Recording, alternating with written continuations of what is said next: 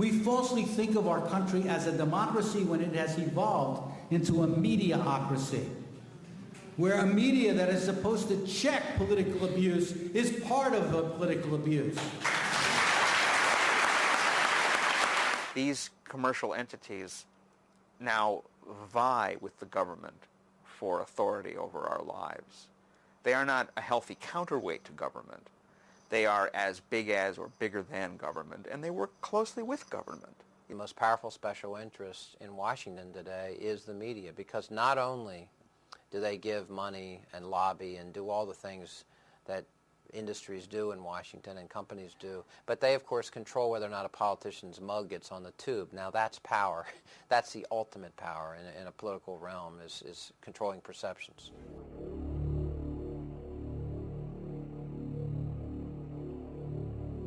In George Orwell's novel, 1984, Winston Smith worked at the Ministry of Truth. But his job was not to ensure that truth was preserved. Quite the contrary. His job was to alter past news stories so that the version of the truth given by the ruling elite, the party, was never contradicted.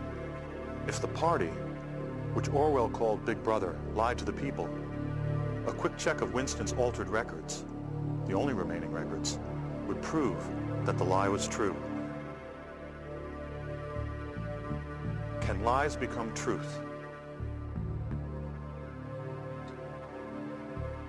Could a media system controlled by a few global corporations with the ability to overwhelm all competing voices be able to turn lies into truth?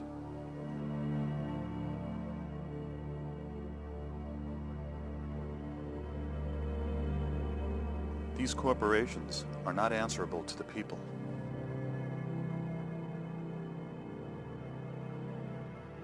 Only the politicians can regulate them. Could corporations possibly buy politicians with campaign contributions? Contributions so large that the politicians would allow unregulated corporations to go about their business of eliminating less powerful voices until only one voice remained. One truth. This documentary actually started 20 years ago when I was in graduate film school. It was around the time of the hostage crisis. It seemed to me at the time that the way the news was being covered was changing, and that this was typified by Rupert Murdoch's New York Post. So I went and I interviewed the editor of the New York Post on video. Very primitive video. Do you think that you people increase public panic sometimes about shortages? Is it possible? Yeah, yes. I think that's where that's where the panic starts, through the media coverage, through newspaper coverage, television coverage. Do you think that the New York Post tells the true story? Well, sometimes you cannot depend on the media. I think what they create is they create like gas. You can create a panic, right? New York is a tough town. Can be very abrasive. And I'm not a great believer in adding to anyone's anxieties. Peter Mitchellmore was quite candid with me that day. Later I found out why. Where are you living? Yes, go I on. became rather incompatible with the newspaper. The paper's fine, it's selling well, but it's not my kind of newspaper anymore. That's it. That day in 1980, we spoke about the hostages and the new phenomenon of the never-ending story. They were finally released the day Reagan was inaugurated. I didn't think anything of this coincidence at the time.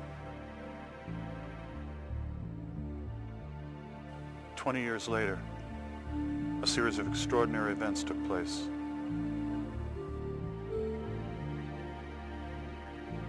For me, they provided a window.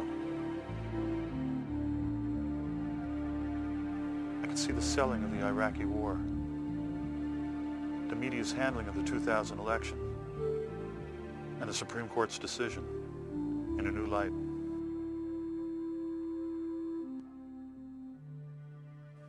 The question became whether there was a pattern in the way stories are covered and then dropped.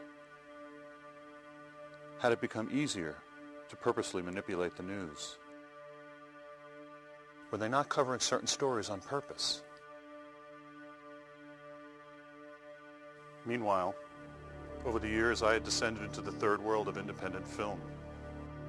But as it happened, right next to the review of my movie was a review of The Insider, a film about the killing of a news story. I took this as a sign. But how to get at the truth? I read about a man named Charles Lewis, an ex-60 Minutes producer who had created a unique nonpartisan news organization. The Center for Public Integrity broke the Clinton-Lincoln bedroom scandal. He had also done a report on George W. Bush's SEC violations for inside trading. In the 60s, 3 in 4 Americans trusted their government. Today, it's 1 in 4 Americans trust the government. The level of secrecy and the amount of money in our process is greater than it's ever been. Archibald Cox, a Watergate prosecutor I interviewed for our book, The Buying of the President 2000, said the level of trust in this country is worse than he's ever seen it, including during Watergate. People sense, I think, that the financial elites and the political elites have become one and the same, and that the people themselves have no voice in Washington or in their state capitals, that they are somehow being left behind. When we think about democracy, in the United States, we oftentimes, and I think certainly in our media culture and our political culture, the assumption is that the type of democracy we have in the United States is the only type that could possibly exist. It's the high watermark of the human race is capable of, is U.S.-style democracy. In fact, though, I think we have, both in theory and in many ways in practice, a fairly, what you call a weak democracy. I mean, in fact, in many ways, we have a frighteningly weak democracy. There is an unfortunate sense as well of powerlessness, that there really isn't very much that can be done about the state of things. You can't have 280 million people and say that 2 political parties represent the thinking of 280 million people. That's just think about that. If you are, just step back and look at that. And you know, the thing is that anthropologists, they're going to dig us up hundreds of years from now, and they are not going to understand us. No, seriously. And we've made a huge mistake inventing film and videotape because we're leaving behind a record of ourselves. We have a situation in which a significant percentage of the population doesn't vote, doesn't care about the issues, is tuned out entirely, is what we call depoliticized. In fact, we have a rate of depoliticization in the United States that must make a tyrant like in Indonesia envious. They say, how can I get one of these vegged out populations? The top 1% that controlled 90% of the wealth had 2 major political parties doing their bidding for them. And the other 99% had no political party on the ballot representing them. And no representation in Congress representing them. And yet that 99% ran around waving little flags going, we're free! We're free! We live in a democracy! Woohoo! Oh, we're going to look like assholes. No, seriously, folks. We got to leave a note behind and explain our actions. We have more instant access to information as consumers and as citizens than we've ever had in the history of the country. That does not necessarily mean we're better informed. And that's a fascinating irony by itself. There's an apposite quote from Dr. Goebbels. It's a kind of an explosive, thing to invoke here, but he said once, and this is an example of how sly he was, that what you want in a media system, and he meant the Nazi media system, is ostensible diversity that conceals an actual uniformity. The truth of the matter is that increasingly what we see, what we hear, and what we read is being controlled by fewer and fewer large multinational corporations. People don't appreciate this. In the last days of the Soviet Union, you had dozens of newspapers, dozens of magazines, all kinds of radio and television stations. The only problem is that all of that media was controlled by the Communist Party of the Soviet Union or the government of the Soviet Union. We are moving in that direction. There is an illusion of choice that's maintained when you can have 100 channels on your cable system, and how many movies did the studios release a year now? All these different studios, and the music industry with so many labels, and magazine stands that go on and on and on forever. Well, the owners are a handful, 5, 6 different companies. And that is a very dangerous development for those of us who believe in a vibrant American democracy. Fewer and fewer people vote. When polls tell us that fewer and fewer people understand the political process, what the media does is trivialize what goes on, sensationalizes it, makes it entertainment, rather than saying, look, the function of the media is to educate you to live in a democracy, which is pretty serious stuff. You got a media system that's basically a subsidiary of corporate America. That's all it is. You're going to have a media system that will not cover stories of tremendous public moment, while it will overfocus on trivial stories that don't have any resonance at all. In terms of the political process, you ask yourselves, what are the most important issues facing our country? Why is it? Simple question. With all of the growth in technology, with all of the wonderful globalization and free trade, all of that stuff, all of the increases in education, why does the average American today work longer hours for low wages than was the case 25 years ago? Simple question. Do you think it's seen on television very often? What about the morality of 1% of the population owning more wealth than the bottom 95%? Seen that? In a New York Times editorial, Princeton economist Paul Krugman addressed one of these little-mentioned issues. According to the nonpartisan Congressional Budget Office, between 1979 and 1997, income for families in the middle rose 9%. Income for families in the top 1% rose 140%. Krugman noted, quote, "I know from experience that even mentioning income distribution leads to angry accusations of class warfare." He then asks, why has the response to rising inequality been a drive to reduce taxes on the rich? Good question. According to Joan Didion, news is no longer just reported but managed in a way that sets its terms and shapes its overall content. Has the mainstream media become an anti-democratic force in the United States? What you want to say is, if you have a self-governing society, a democratic society, what does that society need from its journalism? I mean, what are the attributes you need to have from your journalism, from your media system to produce, so that people can govern their own lives effectively? And I think there were 2 or 3 things that jump out at you if you study the matter at all. And they're really not debated. One, you need a really hard watchdog. You need a journalism that keeps track of people in power and people who want to be in power. Hitler says in Mein Kampf that the people's power of forgetting is enormous. This is the case with mass society, right? You have to have a healthy media system in order to counteract that natural tendency. You've got to have that, because then people will be sufficiently roused by the notion of having to protect their interests to pay attention. Otherwise, if it's just a spectacle, if it's just a bunch of razzle-dazzle and bullshit, people will naturally, forget about it in a couple of days. And that's the pickle that Americans tend to be in. A CNN Gallup poll conducted in March 2003 found that 51% of the American people thought Saddam Hussein was personally responsible for the September 11th attack. Why did they think that? Forget about forgetting. They don't know.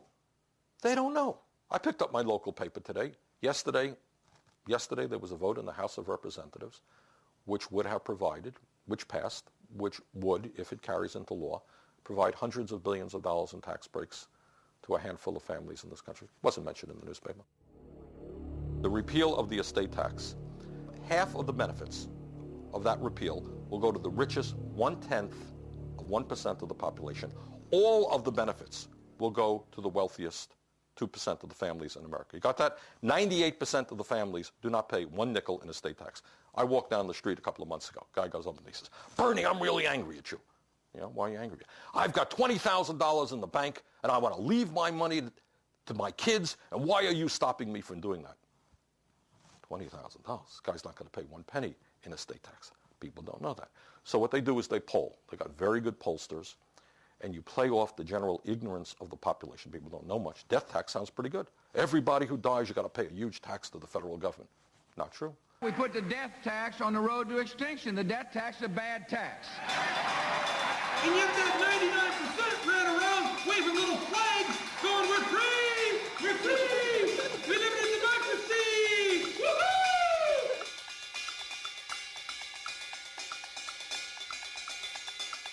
Your job is, if you're at the network, to cover the basics. The basics mean that government, the entire federal government with millions of employees, is boiled down to the White House and the Capitol. You have a reporter at each place, and they're on every night. And that's the extent of your federal government news coverage. It's idiocy. Shocking. It's shocking and it's pathetic. And so you can have an SNL scandal that goes on for years and no one notices it because that's an obscure, now defunct agency called the Federal Home Loan Bank Board. Well, how many reporters do you think are down there covering that? Hardly any. If a member of Congress gets an appropriation for $58,000 in order to put some funding into a house or something or into something in his community, it's liable to make the front pages. Congressman Jones gets pork, $58,000 for this stupid project, headlines. But when you spend hundreds of billions of dollars, it is more likely that the hundreds of billions will not be covered than the $58,000. How did journalism get this way? To remove controversy from story selection. So you can't be yelled at for why did you put this in the front page and didn't cover some other story. There becomes a tremendous reliance upon official sources as the basis of legitimate journalism. This was a new thing. You know, in 1875, if the governor said something wacky, a newspaper editor would say, I'm not going to cover that, it was stupid. Newspapers, they don't invent stories. They go to people, experts in this country, for their opinions on what's coming down or not coming down. It means those people in power, political power especially, but also business power, are sort of the assignment editors of journalism. What they want to talk about becomes news. If they agree that they don't want to debate something, like the CIA, it's virtually impossible for a journalist to introduce that as a story. If the media had been on the job during the 2000 election, for example, if they had reported what was actually going on and reported it with all due emphasis and repetitiousness, kept on the story day after day. I don't mean the occasional piece on page 10 of the New York Times. I mean appropriate coverage where you follow the scandal. If that had happened, Bush Cheney wouldn't be in the White House today because they weren't elected. They stole the election. The range of inquiry by journalists was strictly determined by what the official sources were saying. In this case, the Gore campaign and the Republicans, the Bush campaign. And journalists basically, their credible journalism volleyed between these two positions. Now, the problem with that was very simple. The two sides were playing by very different rules, very different game plans. On one side, you had the Republicans, and they were committed to winning this election no matter what. Principle be damned. They were taking power, period. That underscored everything they did. So there was no commitment to being principled whatsoever. One day, if you got the right ruling by the state Supreme Court, it's clearly a state issue. The ruling 2 days later goes against you. The exact same people say it's clearly a federal issue. There was no sense of shame. The point was you wanted power, period.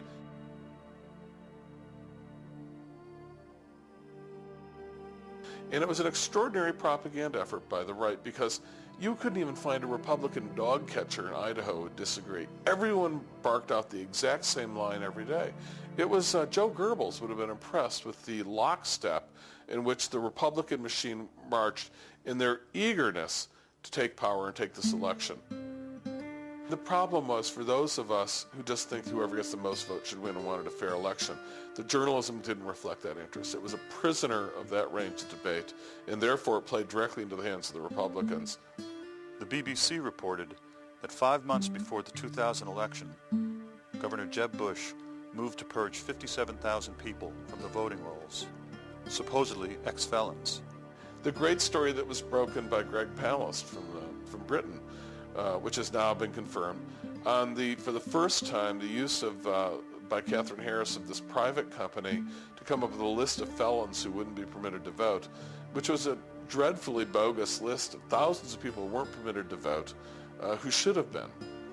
According to Palast, a private firm with Republican ties, Database Technology, signed a $4 million contract to provide scrub lists of ex-felons. Part of the job was to verify the list, which the firm acknowledged was inaccurate. The state of Florida brought in this Republican firm on the excuse that they had these databases, and when the company said, well, now we want to run the databases against this list of 57,000 names, there's a little handwritten notation that says, in Catherine Harris's office, right on the listing of the database checks, it says, don't need. We will give you, what they told DBT, we will give you the check if you don't check. How many of these names are wrong? Statistically, 1 in 20 people on the list may have committed a crime.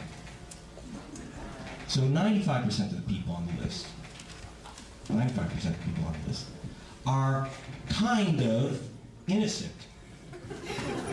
Now when I say kind of innocent, see, 54% of the people on the list are unequivocally guilty of being black. Now you do the arithmetic, okay? 95% of a list of 57,700 people, 54% of them black. Catherine Harris certified the election of the President of the United States on the basis of a plurality in Florida of 537 votes. You do the arithmetic and you tell me what happened in that election. Palast, when he first broke it, CBS News called him up. And CBS News said, yeah, we might want to work on this. And Palast said, well, go ahead, follow up on it. You can have it. Nothing happened for a couple of days, so Palast called up the producer at CBS News and said, why aren't you covering this? And the producer said, and I'm paraphrasing, well, we called up Governor Jeb Bush's office, and he said that it wasn't true, didn't check out, so we're not going to go with it.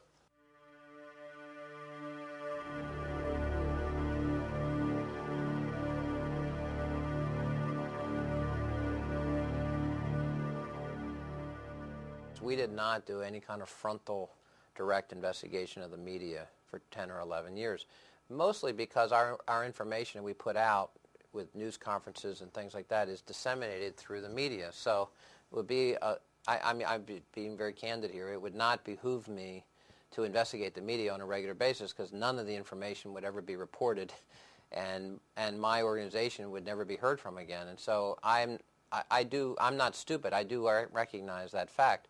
But I have been getting so frustrated, and I decided it was time that we looked at the media. We had half a dozen people working for 6 months, and we investigated, and we found, of course, that the most powerful special interest in Washington today is the media.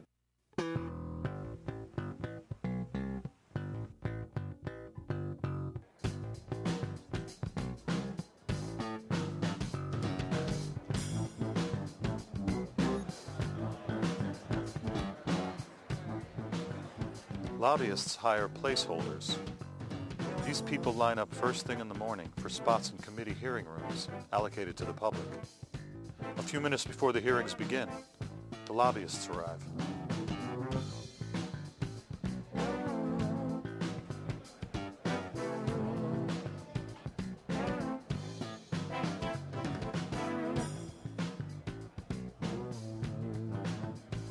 These guys have hundreds of lobbyists. They have nearly 300 lobbyists, paid lobbyists, and they're giving away tens of millions of dollars in campaign contributions, and they control whether or not a politician ever gets on the air all over America.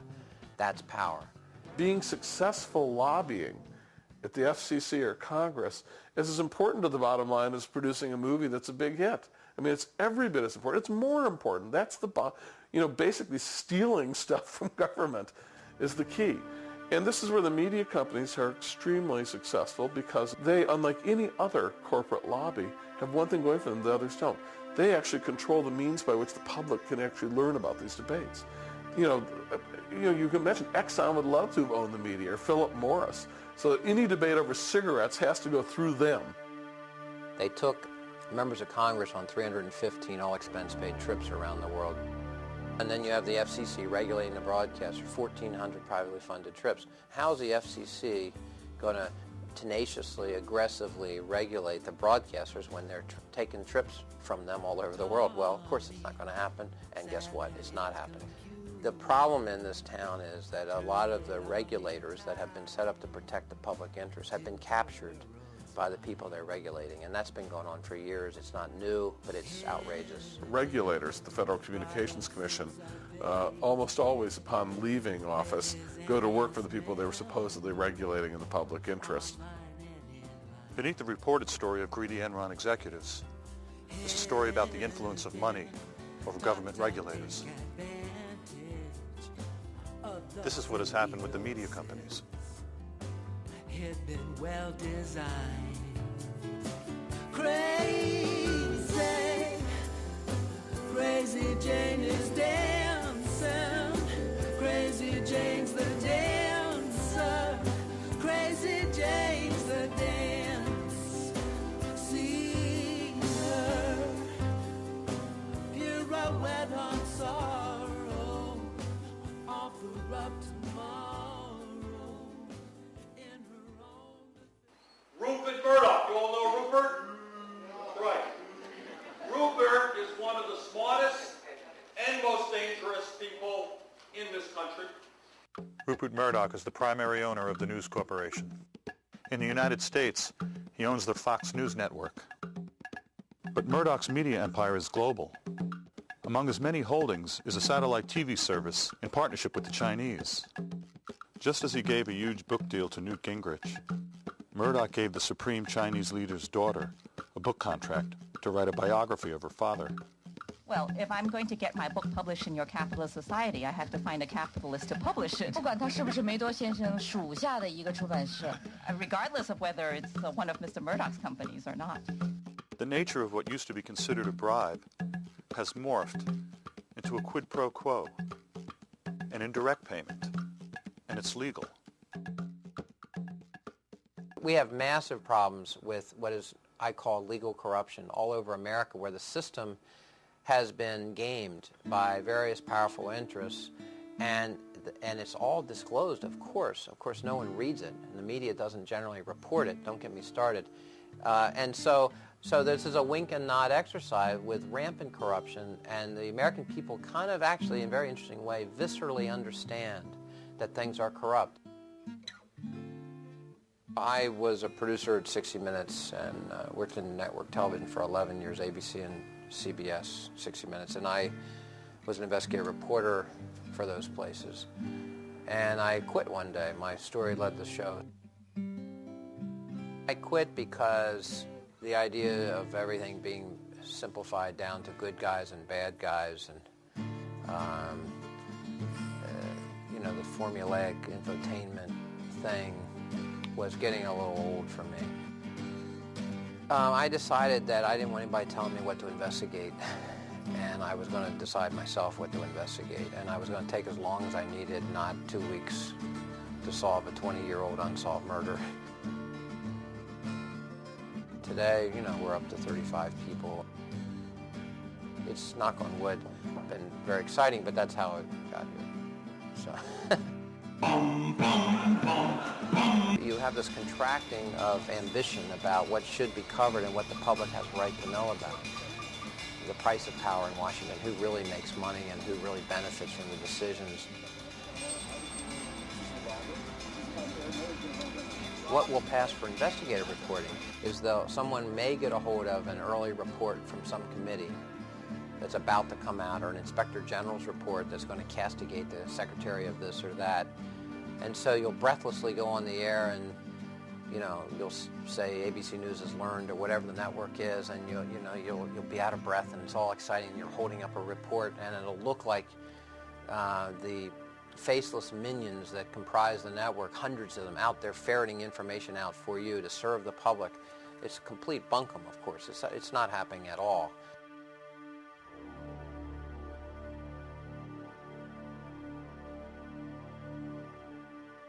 The public would never know from the media that they spent $11 million to keep any free airtime provisions out of any legislation, successfully, by the way. Edward Fritz, head of the National Association of Broadcasters, called free airtime for candidates unconstitutional and an infringement on the broadcasters' free speech rights. You have reached the stage in American politics, and I'm not kidding you, where the issue is not a debate over ideas. You have a point of view, I have a point of view. Who should that person support? That's what democracy is about. The issue is whether ideas at all matter. You look like a nice fellow. Nice wife. You have any kids? Yeah, two. Okay. Why wouldn't I want to vote for you? One of the strange things about it is that politics is now presented in terms of politicians and not politics. I don't think the media are interested in politics. They're interested in politicians, which is a whole different subject. Media corporations don't cover the news when it comes to politics anymore. The political news coverage in 2000 was half what it was in 96. 96 was half what it was in 92. The third leading source of revenue for the media today, broadcast media, happens to be political ads. So if you're a politician, the only way you get heard is with ads. In 1981, the media was getting $80 million from political campaigns for ads. Today, the last campaign, they got $1 billion. That's why you've got to have millions of dollars to run for office as a politician. You're either a millionaire, you're able to raise large sums of money all day, dollar for dollars, and that's who goes into politics. And you are complicit in this system. You're not going to rock the boat. You know, 98% of those who run for Congress, who run again, get elected, get reelected. We have a 98% return rate in Congress. Are you aware of this? Do you know, I looked up the statistic. The old Soviet Politburo had a 92% return rate. All right? They actually have more turnover than we have in the U.S. Congress. Is that just the most embarrassing thought? Why do we do this? We've got to change these laws. We grant these monopoly rights to TV stations. They don't pay a penny to the people for getting these monopoly rights to TV frequencies. Then they turn around and sell time on the public property and make billions of dollars and destroy our political system. All the while they pay off the politicians themselves to keep getting these monopoly rights. The corruption here is dreadful. The public is really at a loss. What do you do about that exactly? I'm not quite sure. I mean, they're probably in a perfect world, there should be a citizens movement about this. People should be marching in the streets. I mean, in some ways, we should be as angry about what's happened to our media as the Russians ought to be about what happened to their media. Now, that would be seen as heresy inside the networks. How dare you? We covered stories all the time last week. Look at this story. Look at that story. They would take issue with what I just said. They'd probably call you un-American. They would call me un-American and a bomb thrower, and I probably won't be on any of their airwaves anymore after this interview. 10 years ago, 50 companies ran the media in America. Now it's down to 5 to 7. Tonight, as I came down here, NPR was reporting on decisions that the FCC, under the control of Michael Powell, son of Colin Powell, who when asked about whether or not there was a digital divide in the world said, "I'm more worried about the Mercedes divide. I'd like to have one, but I can't afford it." That's the commissioner of the FCC, who is about to lift all the ownership caps on big media companies, and an issue that is not covered in the media. Michael Powell was actually quoted as saying that he has no idea what the public interest is. The oppressor here is regulation. He actually said that.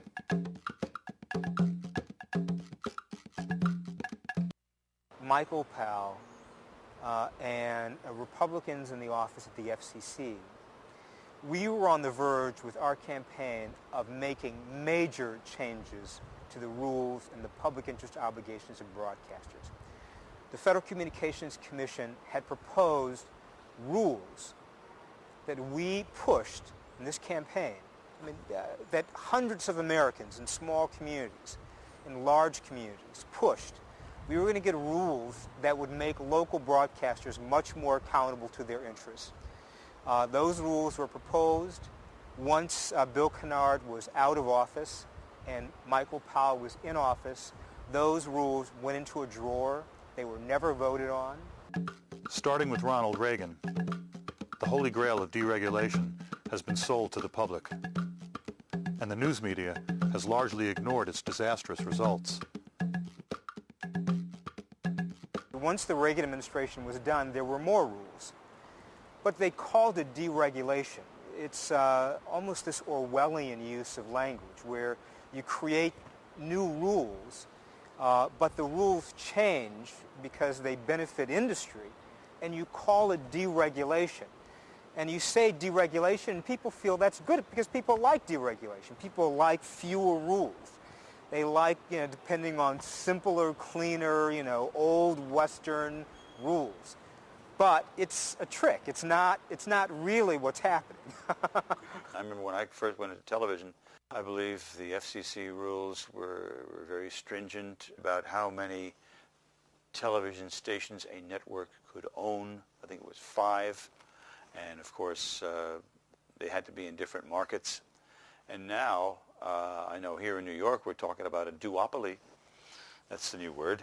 You have the probability, it looks like right now, that News Corporation will be the owners of the Post, Channel 9, and Channel 5 in the one New York marketplace. So yeah, the regulations have eased considerably. The whole ball game has changed, and precisely how that affects different people buying and selling different stations in different markets and how it impacts on the news, I don't know. In my view, there are tremendous effects that are almost entirely negative. There's almost nothing positive about it. First of all, it leads to these companies are so big, their political power grows exponentially. It's a democratic issue. It means that one viewpoint will come to dominate in most of the outlets that we use for knowing what's going on in the world. Many people are not aware that when you watch television, you are watching a program produced by a large multinational corporation that has enormous conflicts of interest. General Electric and NBC is a perfect example. How can we be sure we're going to get the kind of information we need to have about the nuclear industry, about defense contracts, and all of those things when NBC is beholden to this parent company? Why would they report on that? Of course they wouldn't. Why would ABC report on what's going on at Disney? They wouldn't. There's no point in it. And it's precisely for that reason that those companies want to own television stations in the first place, so that they can keep a check on those sorts of things. General Electric has made it a very proud part of their policies that they are going to move jobs from the United States of America to China, to Mexico, any place in the world where they can get cheap labor. This suggests obviously that General Electric is deeply concerned about our trade policies. Over the years, General Electric has done its best not to pay taxes, or to pay as little as they can in taxes, taking advantage of all kinds of corporate welfare tax loopholes. Suggests very strongly that General Electric has an interest in tax policy. General Electric is a major polluter. Therefore, they're concerned about weakening environmental policies. It's not obviously just General Electric. It's the same thing with CBS or ABC. The conflicts of interest are enormous, and the result is that certain issues are talked about, certain issues are not talked about. In close to 11 years, we've done more than 100 reports. The reports and investigations about public servants screwing up or systemic abuses of public trust by public officials almost always get covered. We're the ones that broke the Lincoln bedroom scandal about the Clinton White House. We've done a lot of this kind of thing. When we do those stories, they get covered, and the media jumps on them, frankly. We have a news conference. We normally have 50 or 60 reporters, 4 or 5 cameras. But I have to tell you, when we've investigated corporations, for some reason, it just doesn't get covered. What can I say? See the Business Week cover a short while ago. The majority of Americans believe that corporate America is just one corrupt institution that needs to be reined in. In some ways, corporate power is treated by our news media much like communism was treated by the Soviet press. In the Soviet media, the bad commissar who didn't meet the tractor quota could be skewered in the media. Pravda or TASS could give the guy a hard time. But the system of communism was off limits. And in many respects, the occasional capitalist or firm that might make a bad tire or bad seatbelt can be skewered, but the system as a whole is always off limits. In my entire political life, not one reporter has ever come up to me and said, Bernie, you know, the average worker is today working longer hours for low wages than 25 years ago. What the hell are you doing about that? Why do people have to work 50 or 60 hours a week? Bernie, what are you going to do about the plants that are being shut down in Vermont where companies are moving to China? What are you going to do about that, Bernie? Never been asked me. Why not? Because those are questions that the reporters are not allowed to think about. You are, in a sense, you know, people say, well, do you think, Bernie, that there's a conspiracy, that Jack Welch is on the phone to every reporter for NBC telling them what to ask? Of course not. But what goes on, there's a framework of thought that you are allowed to have, and it goes from here, it goes to there. Everybody kind of has the same mindset. You know, this story plays, this is a lead because it, you know, it screams. This is a, you know, everybody kind of has the same approach to it.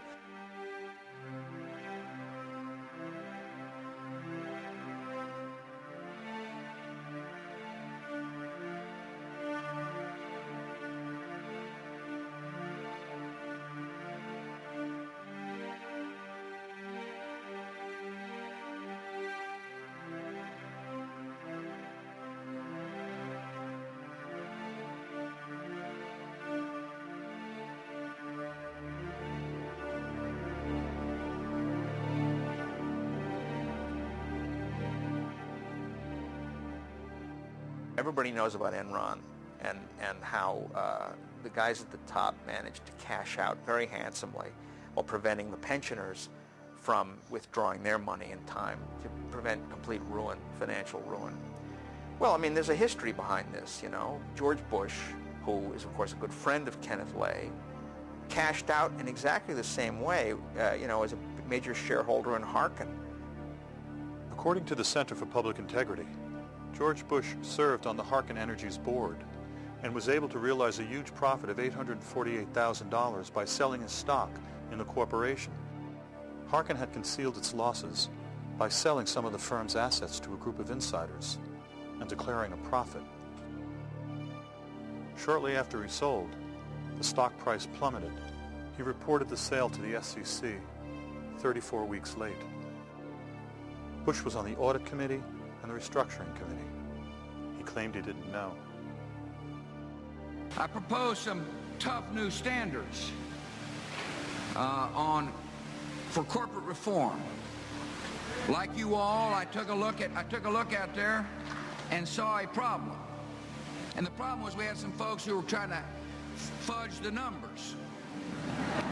We had some people who decided they weren't going to tell the truth when it came to their assets and liabilities. The Harkin inside trading story was reported by the Center for Public Integrity 7 months before the presidential election, but the mainstream media chose not to report the story. This represents a kind of insider trading. It's obviously epidemic at the top. In the 2000 election campaign, the mainstream news media hinted that Al Gore was a liar. At the same time, the press ignored or glossed over serious questions about George Bush. From repeated allegations that he had gone AWOL to inside trading. Is there a connection between Bush's avowed policy to completely deregulate big media and their see no evil news coverage?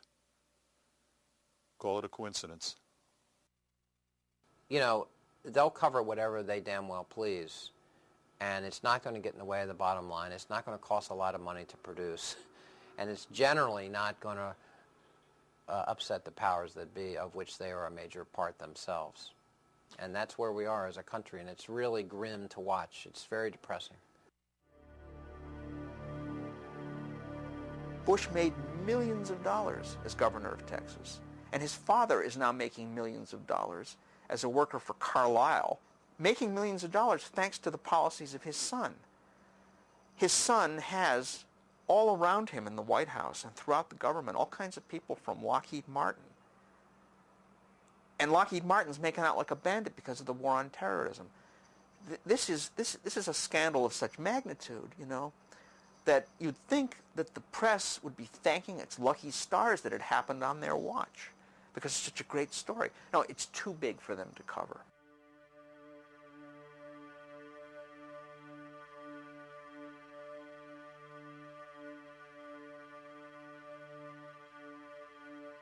We know what to do with someone caught misappropriating funds. But when confronted with evidence of a systematic attempt to undermine the political system itself, we recoil in a general failure of imagination and nerve.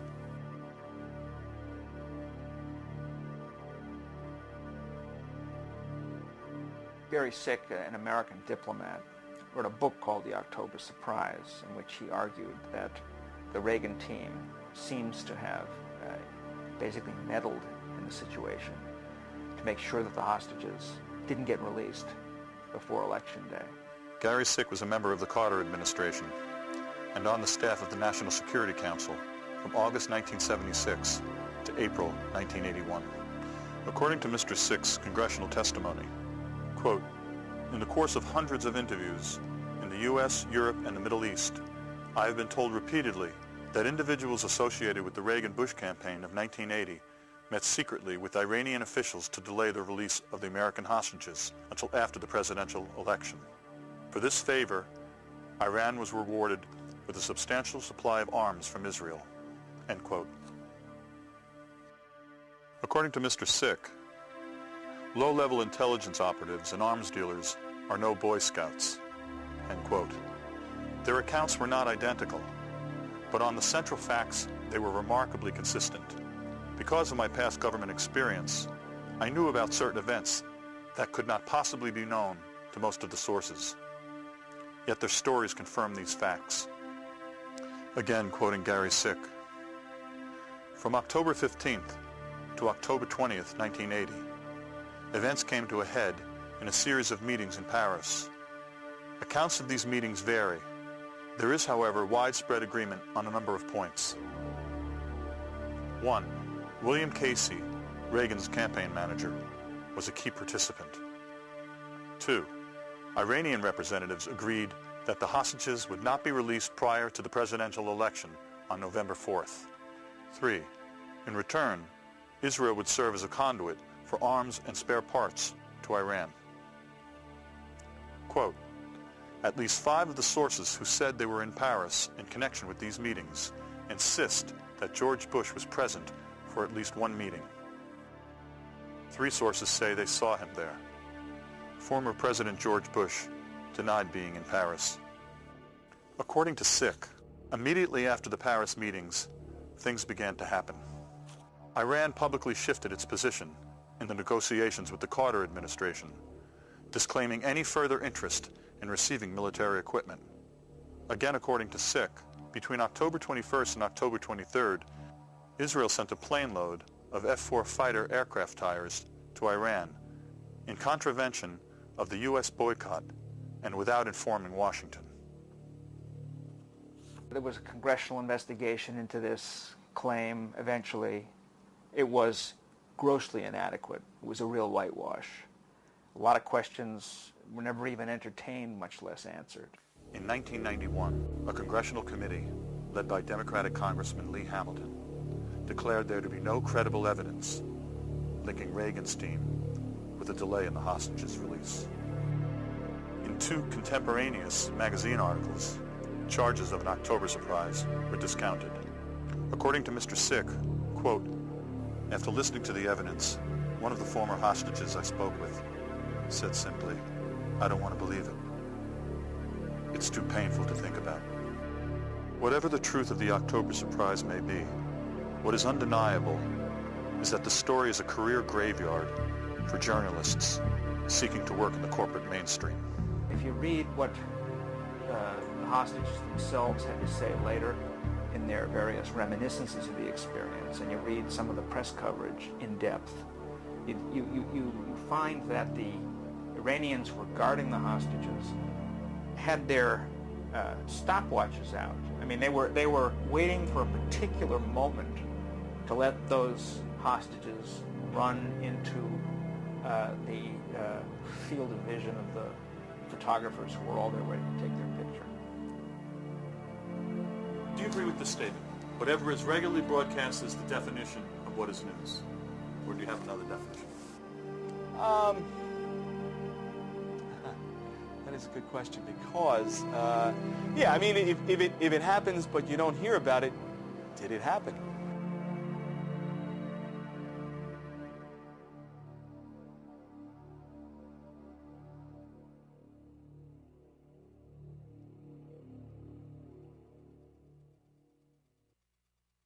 But by and large, on the right at least, media and concern about media is at the top of the list. Republicans and the right wing mobilize, they organize, they train people to be in the media. Right-wing foundations spend money on media programs. They fund and subsidize a media presence to create an environment friendly to the views of a real minority in our country by actual numbers. In 1971, Lewis Powell, a corporate lawyer, was 2 months from being nominated to the Supreme Court by President Nixon. He wrote a memorandum expressing his concerns about how consumer activists and progressives were infecting the general population with an anti-corporate bias. This treatise circulated among a number of wealthy industrialists. One of them was Joseph Coors, who in 1972 provided initial financing of $250,000 for the Heritage Foundation. So began the neoconservative movement to influence the media. What we've seen since the mid-1970s is that all the great conservative foundations devoted almost all their money to ideological warfare. So much of journalism depends on who the source of the story is. And so you've seen the creation of these foundations or institutes in Washington, like the American Enterprise Institute, the Heritage Foundation, the Cato Institute, that basically are extraordinarily well-funded groups. Reclusive billionaire Richard Mellon Scaife funds many of the right-wing think tanks. He also underwrote the Arkansas Project, a 4-year multi-million-dollar effort to investigate President Clinton. What has happened is resident fellows at the think tanks are paid to create rationales for predetermined economic and political positions, much like it was done in the old Soviet Union. The truth of the matter is that billions of dollars are being spent to convince the public that their interests and those of the corporations are the same. The first few times they employ one of these right-wing experts, they'll be called from the conservative American Enterprise Institute or from the conservative Cato Institute. But over time they just drop that. And pretty soon it's just from the Cato Institute. And pretty soon it's just analysts. If you're a source and you can have someone weigh in on trade deals, on Supreme Court appointments, on tax bills, giving your perspective, if you've got a series of people who sound like they know what they're talking about of all sorts of degrees, you can really influence the news. Powell singled out commercial TV and the judiciary as areas to influence. TV because it shapes people's minds. The judiciary because many crucial decisions are made by the courts. We have always had an unrealistic view of our judiciary. We don't hold our judges and our judiciary in general to the same standards of reporting as we do the legislative branch or the executive branch. There's much less coverage. If the Supreme Court had done for Al Gore what it did for George Bush, I give you a 100% guarantee that I would have written the same identical book, The Betrayal of America. 5 members of the United States Supreme Court committed, in my opinion, and I feel very strongly about this, one of the biggest and most serious crimes in American history when they stopped the recount in Florida, took the election away from the American people, and handed it to George Bush. And in a fair and just world, these 5 justices belong behind bars as much as any American white-collar criminal who has ever lived. The mainstream media, they don't even want to talk about what the court did anymore. Their position is, and they've made it very, very clear, the election is over with. We've moved on to covering other matters. Now, mind you, and this is not to defend President Clinton, but this is the same group, the mainstream media, who pursued Clinton not just day after day, not just week after week, not just month after month, but year after year. These 5 justices are ardent Federalists, states' rights advocates. And they've said over and over again, we let state courts interpret state law. December the 8th, the Florida Supreme Court ordered a manual recount. The recount started the following morning, a Saturday, December 9th, 8 o'clock. At that point in time, Bush's lead had shrunk over Gore to 154 votes. 2 o'clock in the afternoon, Justice Antonin Scalia steps in with an emergency order supported by the 4 other justices. He said, we got to stop this recount because if it continues, it could, quote, threaten irreparable harm to to George Bush, unquote. So even though the election had not yet been decided, the incredible Scalia was presupposing that Bush had won the election, and any recount that showed that Gore had won would threaten irreparable harm to George Bush. Now, if that doesn't show that these justices were trying to steal the election for George Bush, what in the world would? We're supposed to believe as Americans that all judges have some sort of saint-like qualities, that they're not political in any way, and that we can't even discuss it. Justice Clarence Thomas's wife works for the Heritage Foundation, a very conservative think tank in Washington, D.C., that assisted Governor Bush in his transition to power. We don't look at their financial holdings. We don't look at the trips they take to conferences sponsored by ideological groups that want them to rule certain ways. The night of the election, November 7th, Sandra Day O'Connor's at a cocktail party in Washington, D.C. with her lawyer husband, John. Dan Rather comes on the air at 8 o'clock and announces that it looks like Florida's going for Al Gore, whereupon O'Connor blurts out, "That's just terrible." She was angry, she was upset. The Wall Street Journal found 3 witnesses at the party to confirm that story. Newsweek found 2. Both the Wall Street Journal and Newsweek went to Sandra Day O'Connor for a comment. She declined comment.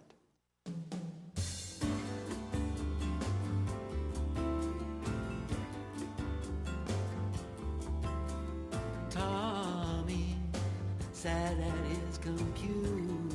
Eugene Scalia is widely considered to be one of the most qualified lawyers ever nominated to the post. The ties that bind Scalia and Bush's lawyer Ted Olson, who argued before the Supreme Court, come together in the Federalist Society, a judicial group with close ties to corporately funded think tanks. Society members like Judge Santel in turn reject media regulation. Conservative judges have ruled that constraining the reach of media corporations violates their free speech rights. If you read the First Amendment, there's no question but that free speech rights are rights that belong to citizens. They're individual rights. They're our rights. In the 70s, we started to get this new idea of commercial free speech. This is a very, very peculiar notion, commercial free speech. Because what it does is it casts corporations, corporate entities as persons, which they're not. I mean, they're not people. You can't find their graves anywhere, unfortunately. The First Amendment has been warped so that we understand it now as a way to essentially allow people who own media license to do whatever they want to do with the media that they own, with the property that they buy.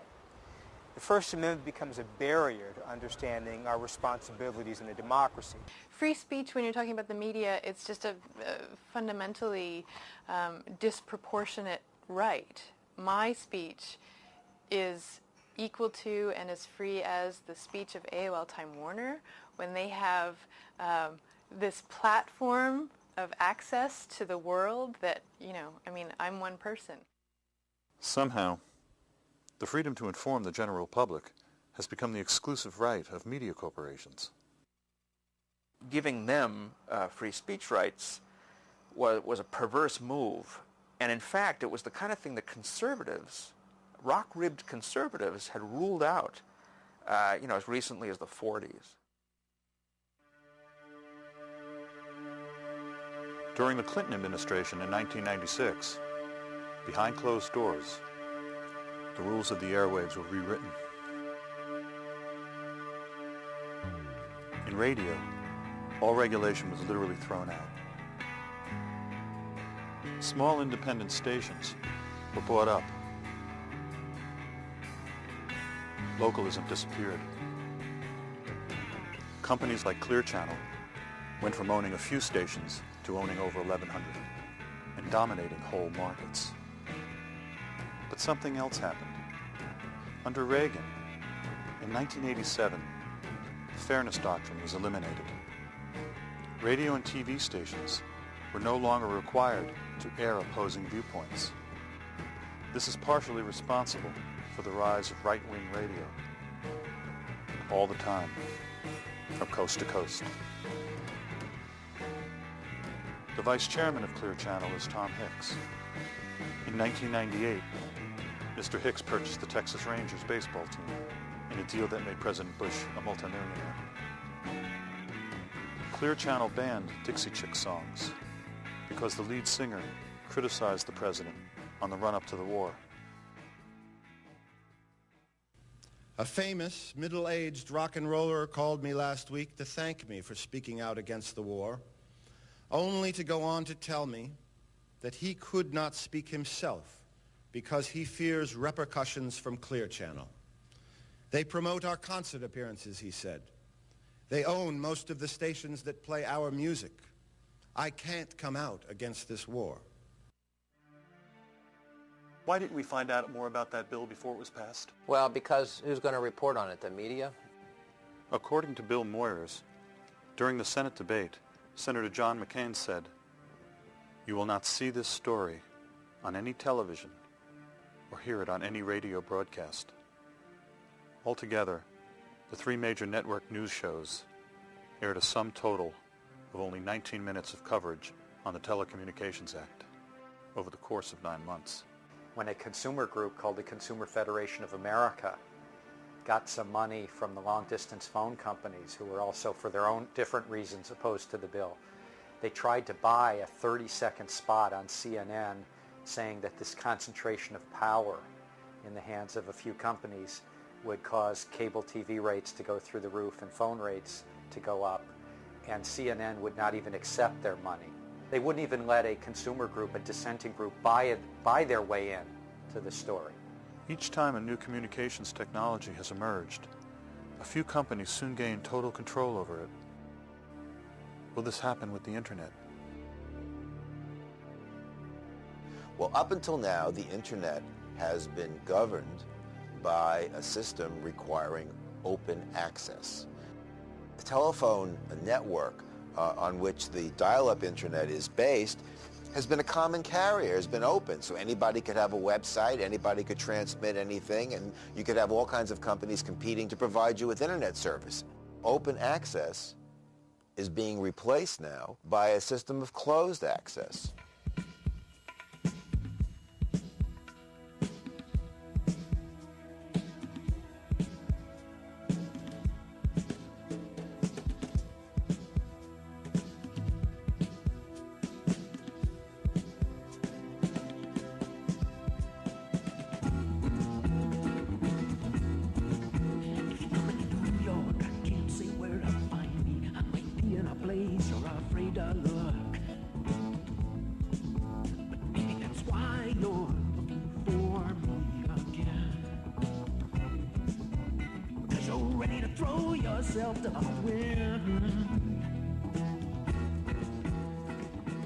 So companies like AOL Time Warner and Comcast and Paul Allen's Charter, they're opposed to any kind of open access rules.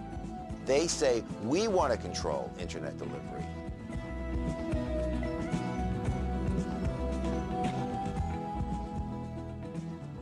I'll tell you something that I remember in the late 70s, that there were all these people who were like, cable television as panacea. It reminds me a little bit of, oh, the web will solve every problem. We'll have a level playing field where your new website will be able to compete with Disney and Murdoch and Viacom's new website. No. Michael Powell has ruled that the cable companies are not subject to the open access rules. The future freedom of the Internet is in doubt. You know, one of the myths of our society, you've probably heard this one, is it's based on competition. Have you heard that? That's the sort of pablum they feed us in the bottom fish. The truth of the matter is at the top of the system, the key to the system is crushing competition. So what we've seen in media, in all the sectors, you've had fewer and fewer companies. The largest companies buy the small companies. They try to get bigger and bigger and make it harder for new companies to enter. Because once you have just a handful of companies dominate an industry, the ability for someone to enter the industry as a newcomer is almost impossible. I think there are lots of ways that you make news more profitable, and it doesn't make for better news. If you ask the reporter, are you interested in truth, of course they'll all say yes. If you go to journalism conferences, which I do quite a bit of, Everyone is looking for the truth. The problem is the gatekeepers of truth are not the reporters, they're the owners. And they're the lackey editors who work for the owners. And they'll decide what flies and what works and what pays the freight in terms of the advertising and the numbers. They'll be watching those numbers, and those numbers better be up or they'll get a new anchor. The thing that we base our coverage, is it a good day or is it a bad day, is the numbers. I mean, I wish we didn't have to rely on that so much. I wish there was some way that you could base your job or a performance on something other than the numbers. Unfortunately, that's not the climate right now. You look at news directors who get hired, because those are the ones that are really on the chopping blocks. I think their jobs are less secure than Major League Baseball managers. That's not news. That's marketing. That's something else. I never heard of doing news based on going for some demographic. You do the news. Call me crazy, but that's what you do. You investigate something because it needs to be investigated, or someone's clearly lying, or there's some issue of the public trust that needs to be looked into. You don't do it because you think some demographic will particularly enjoy the story. I mean, that's nutty. And it's the underlying theme of all the great laments we see, of all the journalists you talk to now. We're so appalled that the public service they entered has become a purely commercial activity. A pundit is defined as a learned person. According to James Fallows, in his book Breaking the News, pundits are celebrities, telling us what to think of events. Howard Kurtz, the media reporter for CNN, said, quote, "The culture of news has merged with the relentlessly glitzy world of entertainment, producing one great roaring ooze of headlines and hype." Margaret Carlson of Time magazine said producers want people who can sound learned without confusing the matter with too much knowledge. I'm perfect. Jeff Greenfield of CNN said, "We're booked as entertainers. We know what we're being paid for. We are being paid to fill seats. FaceTime on television translates into big-time lecture fees." According to Brian Lamb of C-SPAN, the message from Washington in the last 20 years is that everyone does everything for money. George Will said, "If you pick your audiences carefully, you can give the same speech every time." McLaughlin said, "It's important to go on the road, where you'll get to hear the whole range of views from the trade association. These speaking engagements are usually given to business and trade associations and paid for by corporations."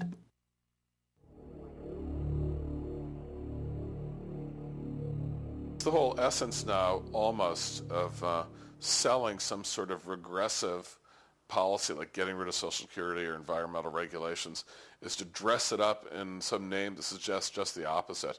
So if you're going to try to get rid of environmental regulations, you call your group Save the Environment. That's the name of the group that's trying to get rid of the regulations. When Reagan vetoed the Fairness Doctrine, he said it was inconsistent with the tradition of independent journalism. It's what Orwell would call the politically euphemistic language that is used by everyone, by politicians, but also by news anchors. We live in an era now where media has become so used to accepting the spin and accepting the structures that they are given that they don't cover news anymore. Can lies pose as truth? Winston had a friend at the Ministry of Truth named Syme, who was sure that they could. His job was to eliminate words. The aim was to narrow the range of thought by eliminating words that make real thought possible. There would only be good and evil. Everything that Big Brother represented was good. Everything that opposed Big Brother was evil. As Syme explained to Winston, the whole climate of thought will be different. There will be no thought as we understand it now. Orthodoxy means not thinking. One of these days, thought Winston, Syme will be vaporized. He sees too clearly and speaks too plainly. One day he will disappear. You heard that 175,000 votes were not counted in the state of Florida. But it's not like everybody's vote counted or was not counted the same. The number of votes not counted was in direct proportion, county to county, to the black population of the county. So how could it be that, for example, in Gadsden County, 52% of the population is black and 1 out of 8 votes was not counted? 1 out of 8. Whereas in white counties like Citrus, almost all white, only 1 in 200 ballots was voided. How did this happen? And I go down to Florida. I go to Leon County. We're all looking at chads, you know, the guys looking at the hanging chads and all, and they make it sound like it's this big mysterious deal checking the ballots in Florida. A big hunk of Florida votes by paper ballot, which is read by machine. You know, if you ever took like the SAT and used those number 2 pencils, you stick it in the machine, you know, they read. It's an optical reader. So they had a practice voting machine set up in a supervisor's office in Tallahassee. And so I voted, took out my pretend ballot, and I voted for Nader, and I voted for Buchanan. And I stuck the Buchanan-Nader ballot into the voting machine. And it came back. I stuck it in again. Came back. I said, okay, wait. I'm trying to vote here, and it won't take my ballot. He said, of course not. You marked it for 2 candidates. You made a mistake. It won't accept a mistake on the ballot. I said, what do you mean? All those votes were voided in Gadsden. Now, Leon County's a white county, Tallahassee. Gadsden's right next door to Black County. I said, oh, well, see, there's this switch. And in the black counties, like Gadsden, the same exact machines were set to accept ballots with errors. They would accept, you'd make a mistake on your ballot, very easy to do on a paper ballot, like you circle a name instead of check it off. The ballot's accepted, it's voided, your vote doesn't count. And in more of the white areas, it was set on reject so that if you made a mistake and you voted, it came back to you, you were given a fresh ballot, and you got to vote again. And the losers in this were the American people, whatever your political views, because we all have a right to have the person who actually won the election take power. We all have the right to there be a fair count. Helen Thomas, Dean of the White House Reporters, was quoted as saying that Bush is the worst president she has covered, the worst president ever. At President Bush's pre-war news conference, for the first time in 40 years, Helen Thomas was not allowed to ask a question. She had disappeared. A chill wind is blowing in this nation. A message is being sent through the White House and its allies in talk radio and Clear Channel and Cooperstown. If you oppose this administration, there can and will be ramifications.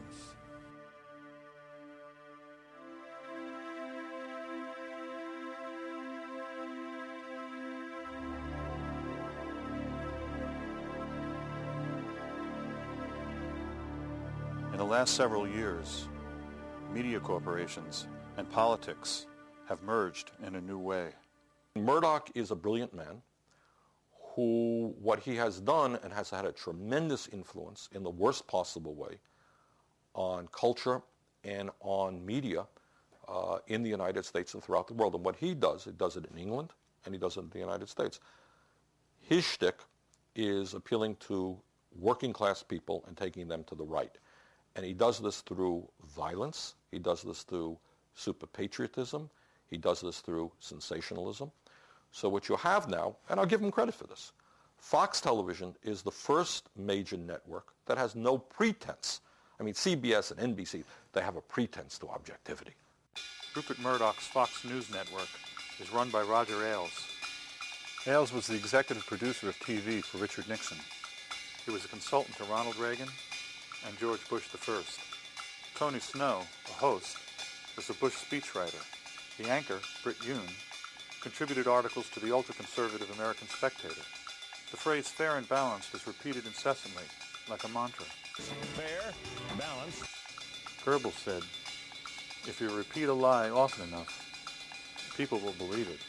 All of their talk shows are controlled by extreme right-wing Republicans. And it is a front for the right wing of the Republican Party. John Ellis, the head of Fox's election desk, Jeb and George W. Bush's first cousin. And it's notable that on election night, the first network to declare that George W. Bush had won the presidency of the United States was Fox. And it was John Ellis who made the calculation and the determination that they should make that call. But it's not only Fox. At GE, the wall between journalism and politics was also broken. According to the Reuters news service, former General Electric chairman Jack Welch came into the NBC studio and insisted that the race be called for fellow Republican George Bush. All the while, an NBC in-house taping system was recording Welch in the studio that night. NBC refused to turn over the tape despite repeated requests from Congressman Henry Waxman. NBC President Andrew Lack claimed turning over the tape would infringe on the editorial process. Waxman replied, "Mr. Welch is not a journalist." And we now know the studies show pretty clearly, as they understood, they lost the vote. If there had been a fair vote, they would have been out of power. Calling the election for George Bush that night set the tone for any recount scenarios. And the whole tenor of the coverage followed that. If you watch Chris Matthews, O'Reilly, Brian Williams, when is Gore going to finally give up? Another desperation measure by Gore. The assumption being Bush had won. Gore is just scrambling, trying to sneak his way in through some loophole. The irony is that as the corporate news media has moved to the right, charges of a liberal bias have become pervasive. This impression was created because the Republicans have an arsenal of on-air pundits, adept at polarizing opinion and ridiculing anyone who disagrees. And they can rely on Murdoch-owned media assets. Some stories disappear, others are repeated endlessly. Murdoch, in turn, gets his deregulation. A conservative pundit, Bill Salmon, has written a book about Al Gore's attempt to steal the election. I find out that the party launching his book will be full of lobbyists and pundits, and decide to go videotape them.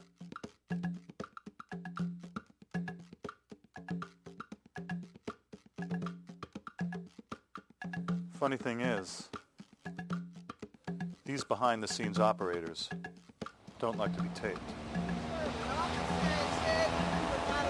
You're not allowed to film the building without permission.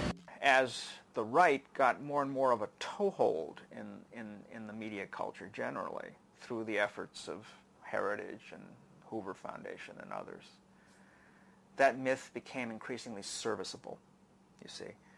You could cow moderates, much less liberals. You could cow anyone who wasn't a right-winger working in the media by constantly assailing them with accusations of liberal bias. Or by assailing them about a lack of patriotism. I'm Janine Jackson from FAIR, the Media Watch Group. I thought you might like to know that the Heritage Foundation has announced that Jesus would support a war on Iraq.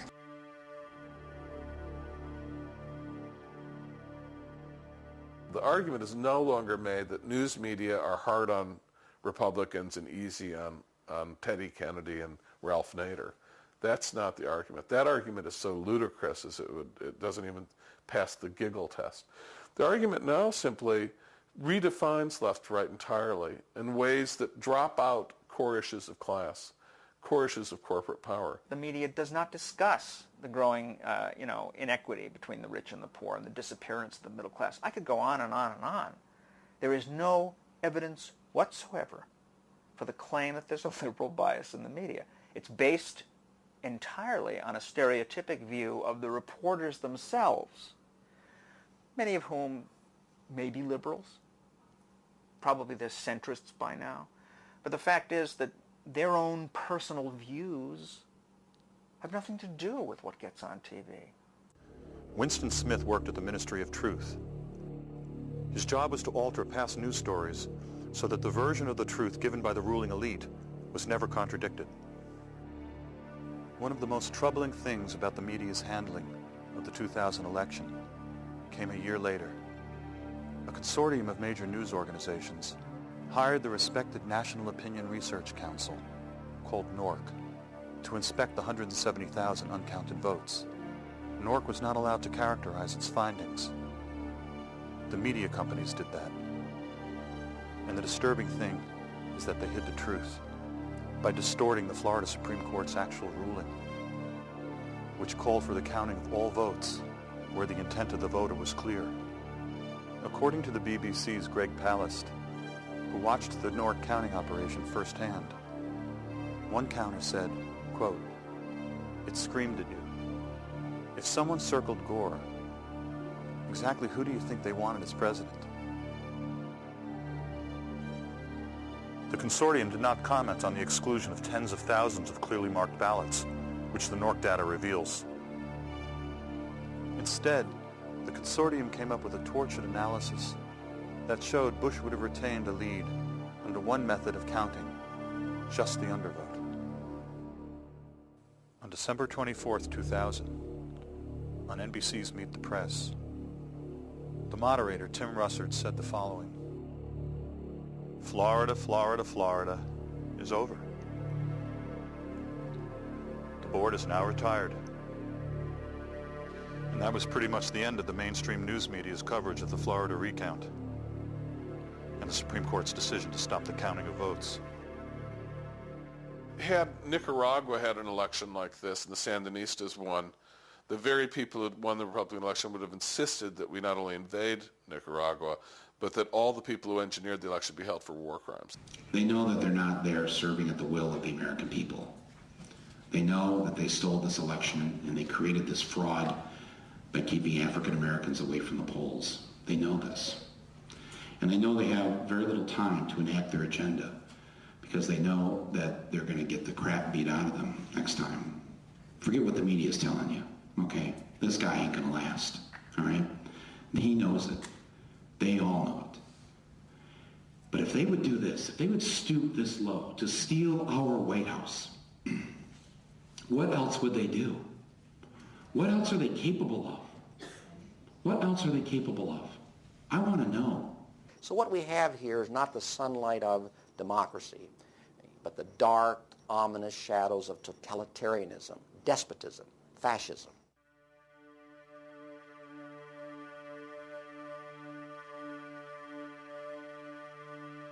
In a curious footnote, over the next 2 years, the Voter News Service, which had called Florida for Al Gore, was to be revamped for the 2002 midterm elections. Suddenly, exit polls had become unreliable. Then, on election night 2002, they weren't used. There were vague statements by the mainstream news media. As it turns out, the major networks own the Voter News Service. My guess is that the Voter News Service got it right on election night when they called Florida for Al Gore.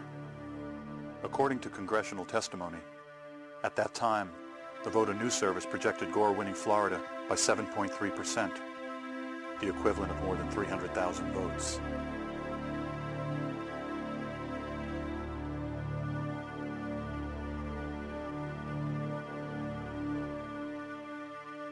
The Voter News Service was the smoking gun.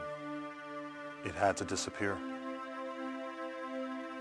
Welcome to computer voting, the newest twist in our voting process. With no paper trail. Uncheckable.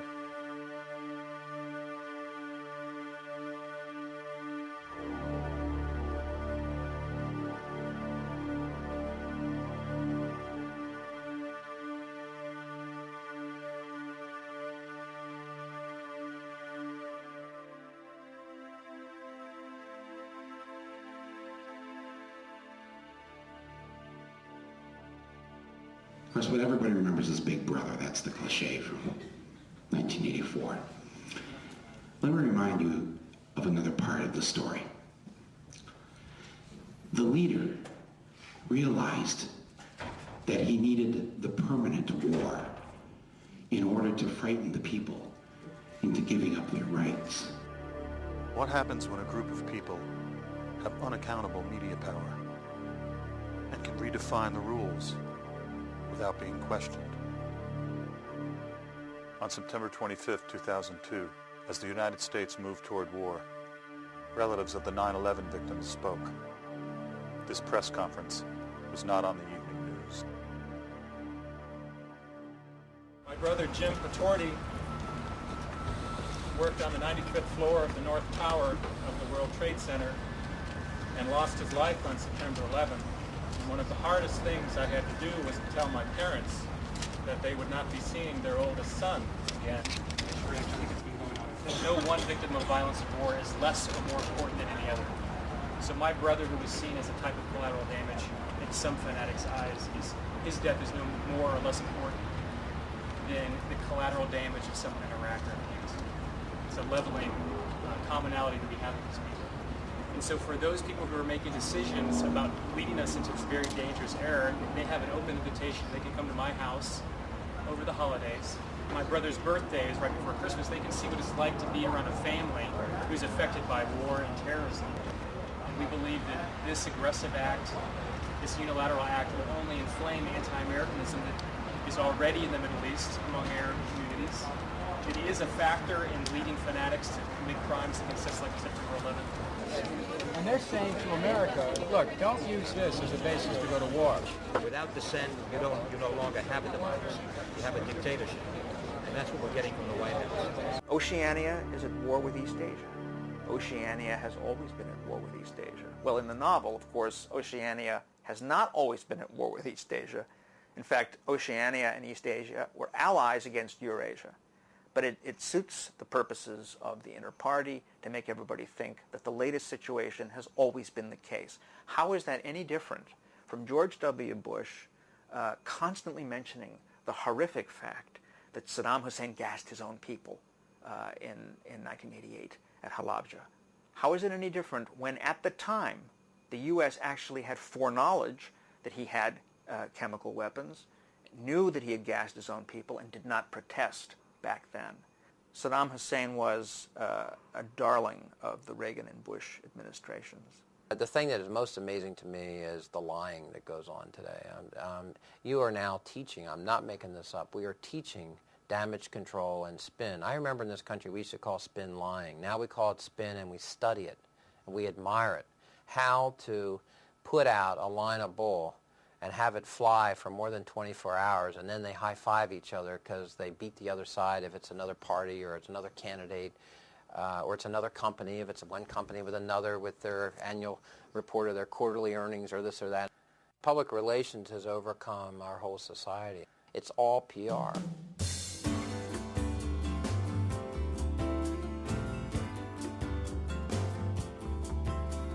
Tommy sat at his computer, turned it on and tied in to the world's mind. He'd been brought up since a baby with his enhanced memory, online and in line. He'd been taught to take advantage of the symbiosis. He'd been well designed. Crazy Jane is dancing. Crazy Jane's the dancer. Crazy Jane's the dance. See her pirouette on sorrow, offer up tomorrow in her own defense. Tommy had been taught to value anything that better kept the world flying.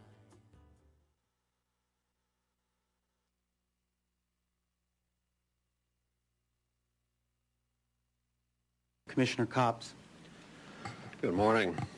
I strongly dissent to this decision because today the Federal Communications Commission empowers America's new media elite with unacceptable levels of influence over the ideas and information upon which our society and our democracy depend. At issue is whether a few corporations will be ceded enhanced gatekeeper control over the civil dialogue of our country, more content control over our music, entertainment, and information, and veto power over what the majority of our families watch, read, and hear. Radio deregulation gives us powerful and relevant lessons. When Congress and the Commission remove radio concentration protections, we experience massive and largely unforeseen consequences. Diversity of programs suffered. Homogenized music and standardized programming crowded out local and regional talent. Creative local artists found it ever more difficult to obtain playtime. Editorial opinion polarized. Competition in many towns became non-existent as a few companies brought up virtually every station in the market. This experience ought to terrify us as we consider visiting upon television and newspapers what we have inflicted upon radio. Concerns about the degradation of broadcast content do not justify government manipulation of consumer choice. Degradation is just an elitist way of saying programming that one does not like. The decision allows the giant media companies to buy up the remaining local newspaper and exert massive influence over a community by wielding 3 TV stations, 8 radio stations, the cable operator, plus the already monopolistic newspaper. The decision further allows the already massive television networks to buy up even more local TV stations so that they could control up to an unbelievable 80 or 90% of the national television audience. Where are the blessings of localism, diversity, and competition? I see centralization, not localism. I see uniformity, not diversity. I see monopoly and oligopoly, not competition. It would be anathema to the First Amendment to regulate media ownership in an effort to steer consumers towards other programming. 90% of the top cable channels are owned by the same giants that own the TV networks and the cable systems. More channels are great, but when they're all owned by the same people, cable doesn't advance localism, editorial diversity, and competition. And those who believe the internet alone will save us from this fate should realize that the dominating internet news sources are controlled by the same media giants who control radio, TV, newspapers, and cable. I refuse to pour 1 ounce of cement to support a structure that dictates to the American people what they should watch, listen to, or think. The public reaction against the proposed changes has been unlike anything the FCC has ever seen. Of the nearly 750,000 comments we have received, nearly all oppose increased media consolidation, over 99.9%.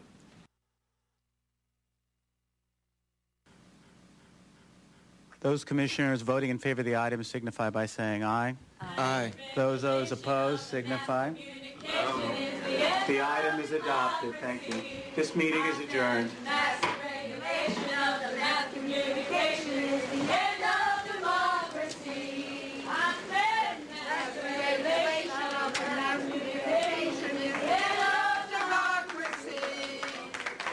Mass regulation of the mass communication.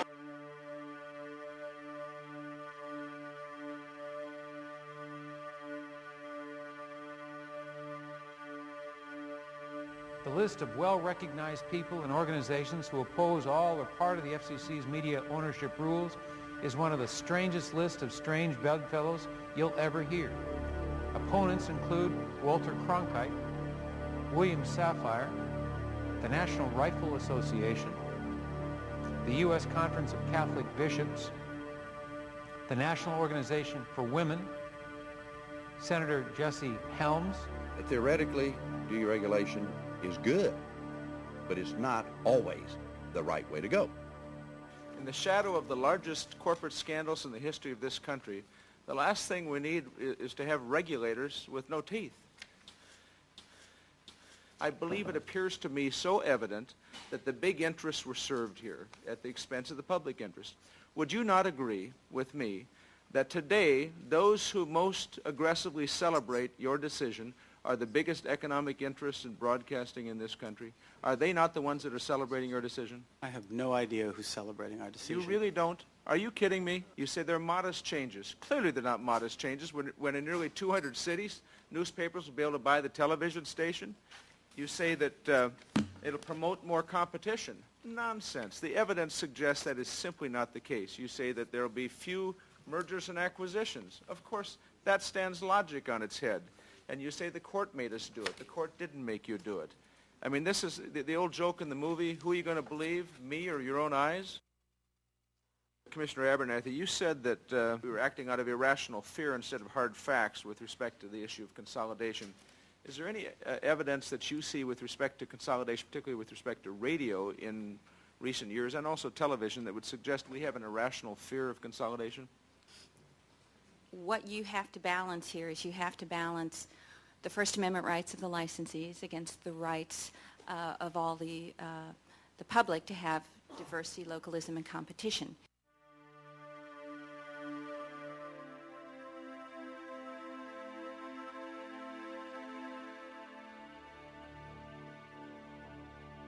The founders did not anticipate the protections for commercial speech that we now have, and nor did they anticipate essentially the warp to the sense of the First Amendment that has occurred really since the 1970s.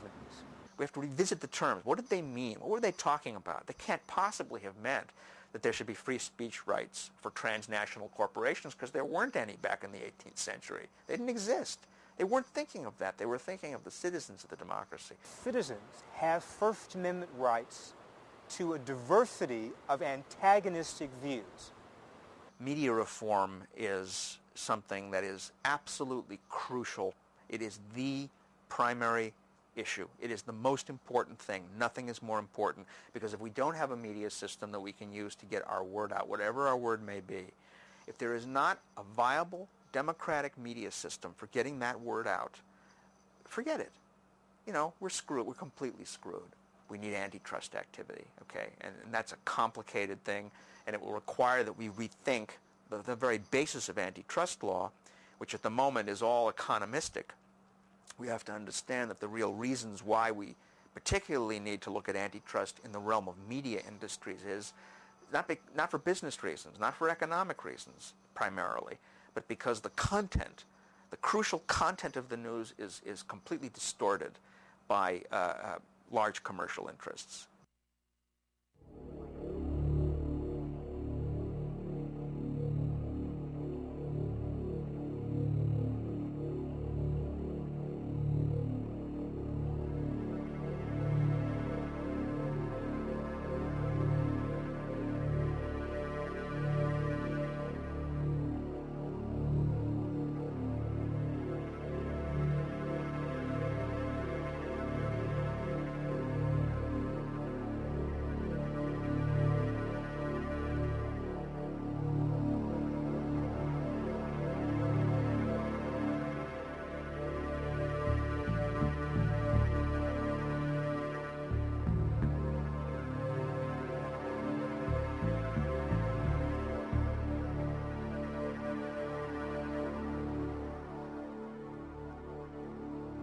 Some reporters have compared George W. Bush to Ronald Reagan.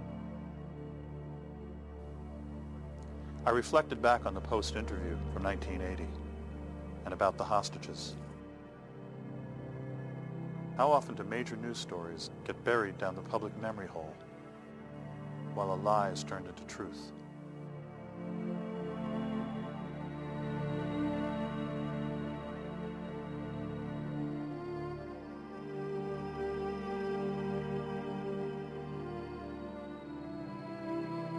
There's a window of opportunity now. Most governments, most countries have not figured out how to limit access to the internet, and they've not figured out, and powerful companies have not figured out how to block information that is inconvenient or unfriendly to them or that they don't like off of the internet, at least in this brief window that we have before they all figure it out. Will history repeat itself? Will the public find out about the threat to the internet before it's too late?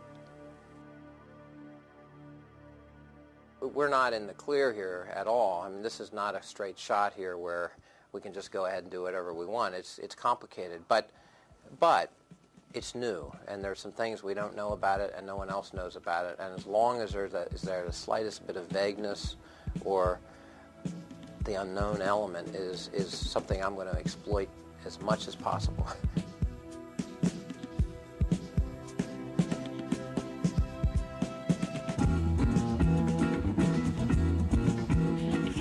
New York, I can't say where to find me. I might be in a place or afraid of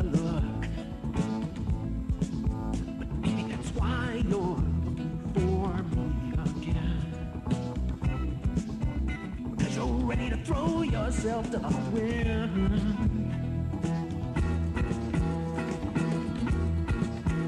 My friends are ain't that I know horse, hard luckers, low-lifers, fools of course. Anyone else who can love the worst that I am.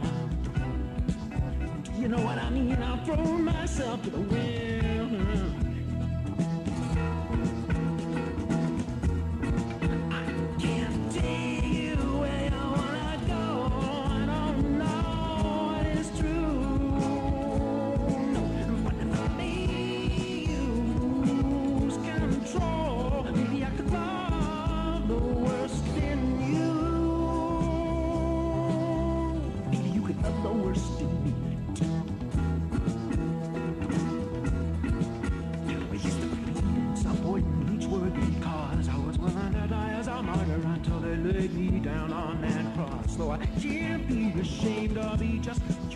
It's not so easy to defend, so I might as well throw myself to the wind.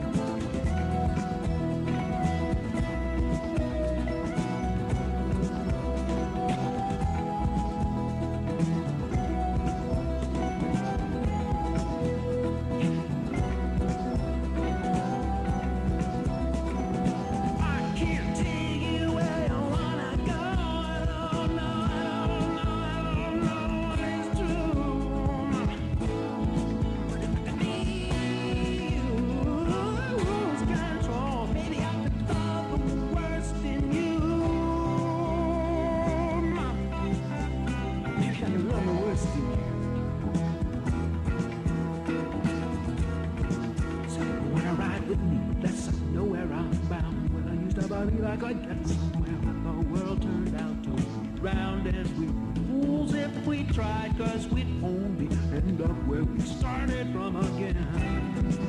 So we might as well throw ourselves, we might as well